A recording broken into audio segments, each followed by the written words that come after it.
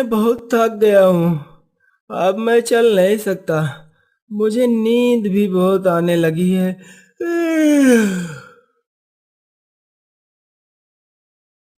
कोई बात नहीं मानो, हम तुम्हें महाराज के रथ पर बैठाकर उस जगह तक ले जाएंगे जहाँ महाराज पेड़ बनकर सालों से खड़े हैं। मानव राजा के रथ पर सवार होकर मायावी जंगल की ओर निकल जाता है। अरे अरे अरे, ये तो मेरा रथ है। लगता है कोई मेरा मदद करने आया है।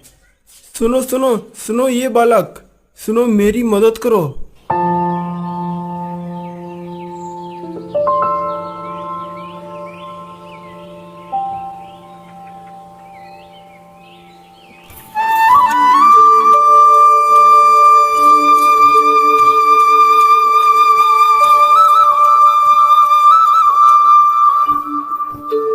क्यों काकी, खड़े खड़े किसका इंतजार कर रही हो?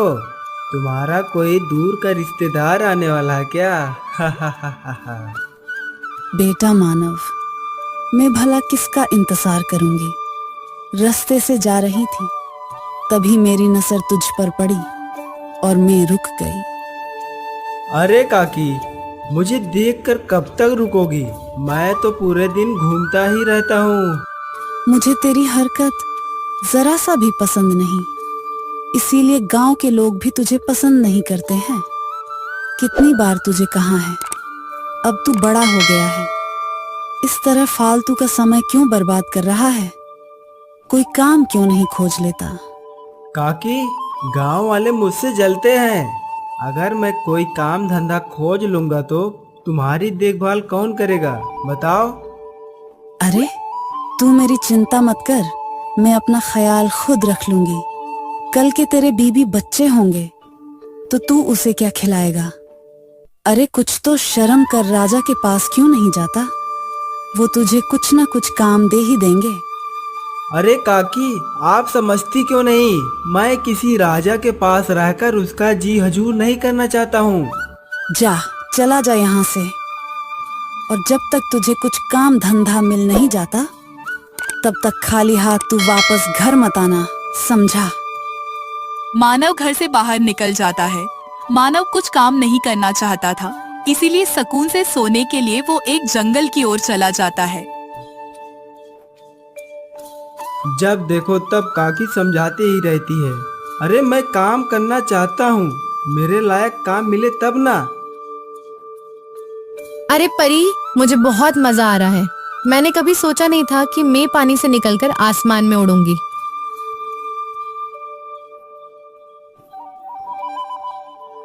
परी बहन, अब मुझे पानी में छोड़ दो और आज कितना शाम होने को है। आपको अपने परी लोग लौट जाना चाहिए। हाँ जलपरी बहन, तुमने सही कहा। परी बहन, इस जंगल की खूबसूरती के बीच हमें पता ही नहीं चला कि समय निकल गया है। ठीक है जलपरी, मुझे जल्दी से जल्दी परी लोग जाना होगा। परी लोग का द्वार बंद हो जाएगा।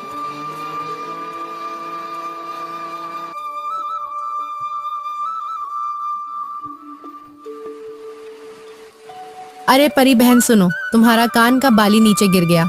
अब मैं क्या करूं, पानी से बाहर भी नहीं जा सकती। इस सुनसान जंगल में किससे मदद मांगू? वो लड़का कौन है, शायद वो मेरी मदद कर सकता है। ओ, आज तो जंगल आया हूँ, हा हा हा हा हा हा। ओ, आज तो मैं जंगल आया हूँ, हा हा हा हा हा। सुनो बालक, मुझे तुम्हारी मदद चाहिए।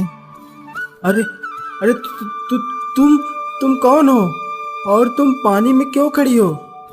मैं जल परी हूँ, मुझे तुम्हारी मदद चाहिए। कैसी मदद? बालक, मेरे कान का बाली वहां गिर गया है, तुम मुझे दे दो।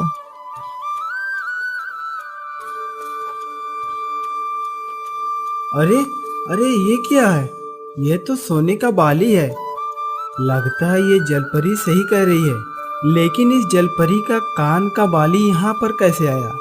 मुझे तो लगता है यह जलपरी झूठ बोल रही है। अरे बालक, क्या सोच रहे हो? वो बाली हमारा है, हमें वापस करो। लेकिन ये तुम्हारी बाली कैसे हुई? तुम्हारी बाली तो तुम्हारे कान में है। देखो ये मेरी सहेली का है, अब तो वापस कर दो।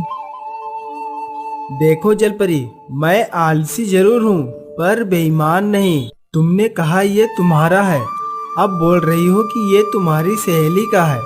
तुम्हारी बातों से लगता है कि तुम झूठ बोल रही हो। ये बाली मैं तुम्हें नहीं दूंगा। अगर ये तुम्हारे सहेली का है तो ठीक है, मैं तुम्हारे सहेली को ही दूंगा। इतना कहकर मानव उस झील के किनारे एक पेड़ के नीचे जलपरी के सहेली का इंतजार करने लगता है। जलपरी बहुत चिंतित हो जाती है कि तभी स्वर्गलोक की परी फिर से उसी झील के पास आ जाती है। जलपरी बहन, मेरे कान का बाली कहीं पर गिर गया। क्या तुमने मेरा बाली देखा है? वो कहाँ गिर गया पता ही नहीं। अब मैं उसके बिना परी लोग नहीं जा सकती। परी बहन, वो देखो तुम्हारे कान का बाली उस आलसी बालक के पास है। मैंने मांगने की कोशिश की पर उफ कहता है कि जिसके कान का बाली है मैं उसको ही वापस करूंगा। हे बालक उठो, मुझे वापस परीलोक भी जाना है। यह मेरे कान का बाली है, मुझे वापस कर दो। मैं इसके बिना वापस नहीं जा सकती।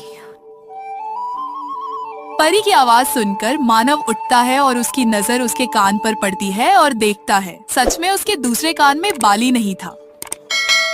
क्या ये कान का बाली तुम्हारा है?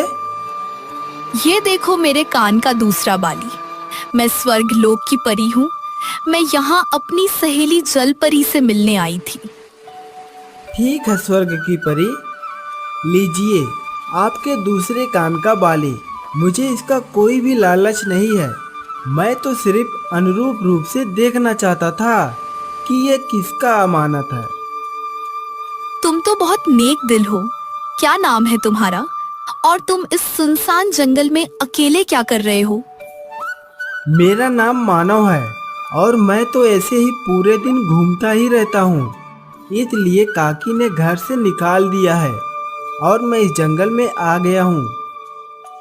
मानव, तुम मुझे पसंद आए क्योंकि तुम दिल के बहुत अच्छे इंसान हो और ईमानदार भी हो। मानव, इसीलिए मैं तुमको एक वरदान देती हूँ। तुम दुनिया की सभी भाषा को समझ पाओगे। पशु, पक्षी, पेड़, पौधे, सबसे तुम बात कर पाओगे। लेकिन मैं इस वरदान का क्या करूँगा भला? मैं पशु, पक्षी, पेड़ पौधे का भाषा जानकर क्या करूँगा?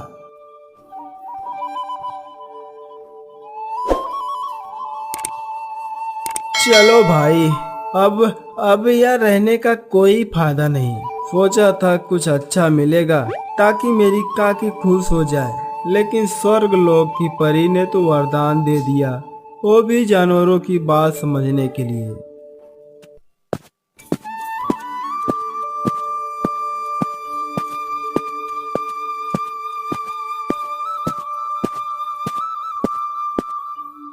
आ गया तू कहाँ था इतने देर तक? कोई काम धंधा मिला कि नहीं तुझे? काकी, मैं कोई भी काम धंधा पता लगाकर नहीं आया हूँ। मैं तो पूरे दिन जंगल में आराम कर रहा था। लेकिन काकी, मुझे उस झील के पास एक स्वर्ग लोक की परी मिली थी। मैंने उसकी मदद की और परी ने मुझे एक वरदान दिया है। क्या स्वर्ग लोक की परी ने तुझे वरदान दिया है? तुम ऐसी बातें बोलकर मुझे बेवकूफ बना रहे हो। काकी, मेरा विश्वास करो, सच में मैं स्वर्ग लोक के परी से मिला था। उन्होंने बोला है कि मैं किसी भी बेजुबान की बातें समझ सकता हूँ और तो और उनसे बातें भी कर सकता हूँ मैं काकी। अच्छा, अगर ऐसी बात है तो ये बता, ये जो पेड़ पर कौवा बैठा है वो क्या बोल रहा है? मानव उन दो कौवा की बातों को ध्यान से सुनता है। अरे काली कौवे, आज जरा तुम दूर तक उड़ने के लिए मत जाना, क्योंकि आज हमें सबके घरों पर जा जाके सबको बताना है कि आने वाले 2 दिनों के बाद गांव के सरपंच हरियाली का मृत्यु हो जाएगा। हाँ, बात तो सही कह रहे हो, लेकिन क्या फायदा? यह इंसान कहाँ हमारी बातों को समझ पाते हैं। मानव उनकी बातें सुनकर घबरा जाता है और उसके चेहरे पर उदासी छा जाती है। क्या हुआ मानव, कुछ समझ में आया तेरे? क्या बातें कर रहे हैं ये दोनों? काकी, अनर्थ होने वाला है। क्या मतलब अनर्थ होने वाला है? काकी ये दोनों कौवे आपस में ये बातें कर रहे हैं कि आने वाले 2 दिनों में गांव के सरपंच की मृत्यु हो जाएगी और ये दोनों यही बात सबके घर घर जाकर बता रहे हैं। ये तू कैसी बात कर रहा है? मैं अभी कल ही सरपंच जी से मिली थी, वह तो बिल्कुल ठीक थे। पता नहीं काकी, मैंने जो सुना वही बता रहा हूँ। मानव बेटा, तू गलत सुना है, ऐसा नहीं होता। जा जाके खाना खा ले।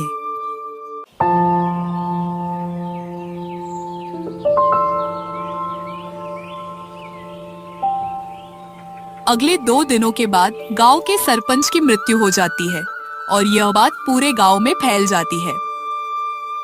अरे मानव बेटा, तेरी बात तो सही साबित हुई। तूने जो बोला था वही हुआ। हाँ काकी, मैंने आपको पहले ही बोला था, लेकिन आपने मेरे बातों पर विश्वास ही नहीं किया था। हाँ मानव बेटा, अब मुझे तुम्हारी बातों पर पूरा विश्वास है।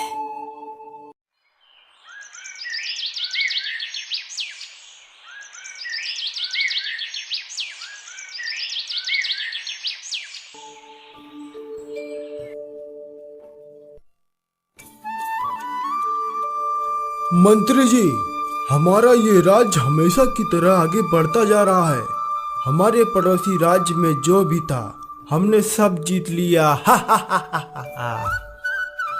मुझे माफ करें महाराज, अपने शत्रु पर तो सब कुछ हासिल कर लिया, लेकिन आपका गौरव दूसरे लोगों पर भी फैलना चाहिए। ये कैसे मुमकिन है? मैंने सुना है कि पास के घने जंगल में अमावस की रात परियां धरती पर आती है। हाँ महाराज, अगर आप चाहे तो उन्हें बंदी बनाकर राजमहल लाया जा सकता है। इससे महाराज आपका चर्चा पूरे विश्व में फैल जाएगा। महाराज अमावस की रात का इंतजार करने लगते हैं। जल्द ही वो रात आ ही जाती है। राजा अपनी दोनों पत्नी के पास जाकर कहता है, महारानियों, मैं किसी जरूरी काम से बाहर जा रहा हूँ। मुझे आने में थोड़ा लेट हो सकता है। तुम लोग अपना ख्याल रखना। राजा जंगल के लिए आगे बढ़ता है और थोड़ी देर में उस झील के पास पहुंच जाता है। वहां जाकर सब लोग शांत होकर छुप जाते हैं। जैसे ही जलपरी पानी से बाहर निकली, राजा के सैनिकों ने जाल फेंककर उसे पकड़ लिया। छोड़ दो मुझे राजन, मैंने तुम्हारा क्या बिगाड़ा है? छोड़ दूंगा, लेकिन तुम्हें पहले मेरे साथ चलना होगा। नहीं महाराज, मुझे छोड़ दीजिए। मैं पानी के बिना जीवित नहीं रह सकती हूँ। मुझे छोड़ दीजिए। राजा जलपरी की एक भी न सुनी, तभी स्वर्ग की परी वहां पर आ जाती है।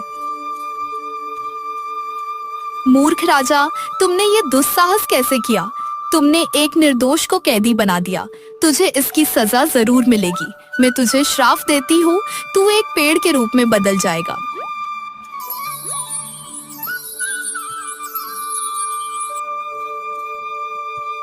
मैं आपके आगे हाथ जोड़ता हूँ, महाराज को छोड़ दो।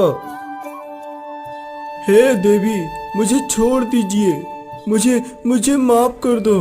मुझसे बहुत बड़ी गलती हो गई। मैं अहंकार में आ गया था। मैं आपके आगे हाथ जोड़ता हूँ, मुझे माफ कर दीजिए। देखो राजन, तुमने जो कार्य किया है वो एक राजा को शोभा नहीं देता है, वो माफी योग्य नहीं है। फिर भी एक रास्ता है। अगर कोई सच्चा इंसान अगर इसी नदी का पानी लाकर तुम्हारे ऊपर डालेगा तो तब ही इस शाप से तुम मुक्त हो पाओगे।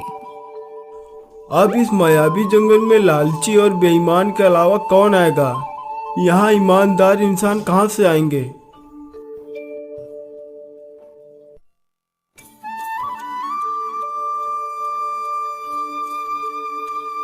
इस तरह कई साल बीत जाते हैं। राजा पेड़ बनकर सजा काट रहा है।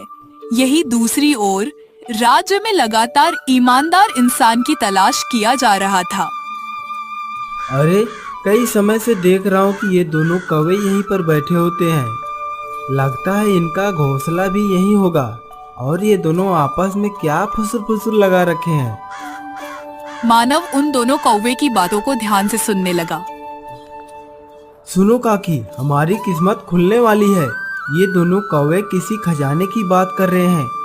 वो खजाना भी हमारे घर के बाहर वाले पेड़ के नीचे है।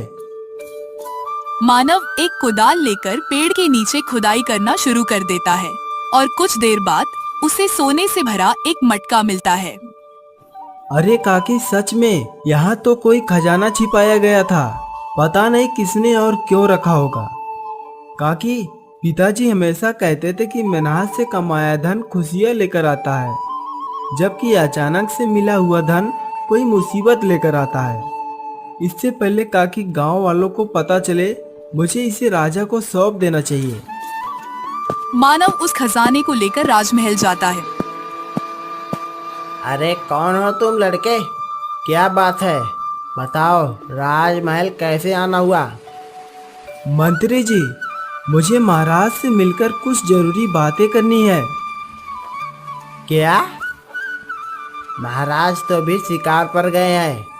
मुझे बताओ, क्या जरूरी बातें करनी है तुमको? देखिए मंत्री जी, मुझे एक खजाना मिला है। ये राजा महाराजाओं का लगता है, इसीलिए मैं इसे वापस करने आया हूँ। मानव की ये बातें सुनकर मंत्री महारानी को बुलाता है। सुनिए महारानी, हमें ईमानदार इंसान मिल गया है। देखो तो, उसने खजाने से भरा थैला वापस लौटाने आया है। क्या नाम है आपका और ये खजाना क्यों लौटाने आए हो? महारानी जी, मेरा नाम मानव है और ये खजाना मुझे एक पेड़ के नीचे मिला था। मुझे ये खजाना राजघराने का लग रहा था, इसीलिए मैं इसे वापस करने आया हूँ। सुनो मानव, ये सारा खजाना तुम्हारा है, बस हमारा एक काम कर दो। तब महारानी ने मानव को सारी बात बताई कि कैसे राजा पेड़ बनकर जंगलों के बीच तड़प रहे हैं। अगर ये काम मेरे द्वारा हो सकता है तो मैं इसे करने की जरूर कोशिश करूंगा, ताकि महाराज को शराब से मुक्ति मिल जाए।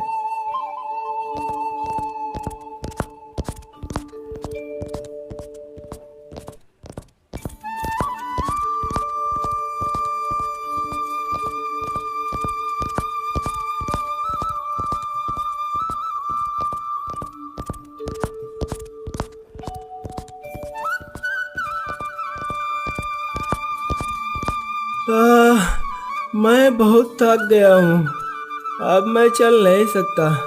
मुझे नींद भी बहुत आने लगी है।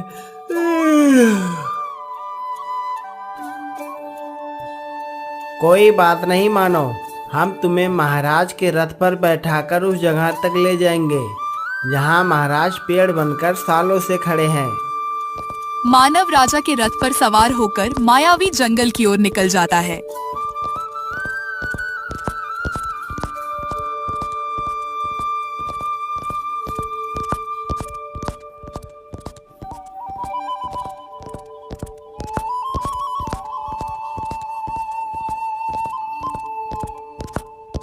अरे अरे अरे, ये तो मेरा रथ है। लगता है कोई मेरा मदद करने आया है। सुनो सुनो सुनो ये बालक, सुनो, मेरी मदद करो। अच्छा, तो आप ही महाराज हैं जो पेड़ बनकर इस जंगल की शोभा बढ़ा रहे हैं। हाँ हाँ भाई, मैं ही हूँ, वो अभागा राजा। मुझे ही शराब मिला है। मुझे तभी मुक्ति मिलेगा जब कोई ईमानदार आदमी उस झील से पानी लाकर मेरे जड़ में डालेगा। क्या तुम मेरे लिए यह काम करोगे?